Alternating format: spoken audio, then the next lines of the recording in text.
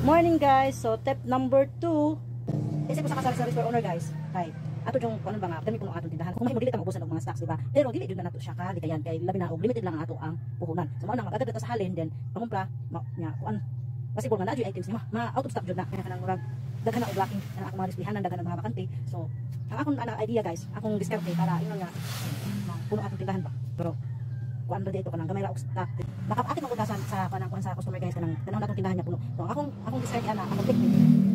Kay ako na nang i-arrange ang akong mga items like sinang sa sabon kay isa ng sword na sword wigs nadoble man na sila sa usa ka kanang baliwanda silang nagigit ako na silang buwag i-move na ako na i-cover ang kanang mga bakante akong kabiran kaya tala ingon badaga nang puno bihag ng atong tindahan. So mao na siya guys, mao na akong technique. So karon kay daghan man ta bakante para sa ning dili off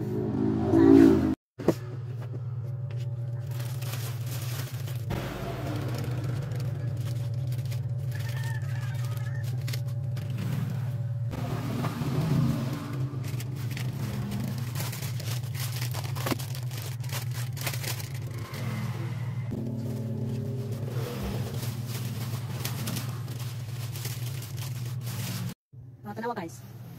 Dira. So, wala bakante diba? Wala may kape guys. So, ako na nang gimove ning sabon diri nga side. Then kato. Oh. Wala bakante puno na kay tindahan guys. Diba? So, ano na siya guys. Ang akong ikahatag na tip karong adlaw. Thank you for watching. Ayaw kalimot sa pag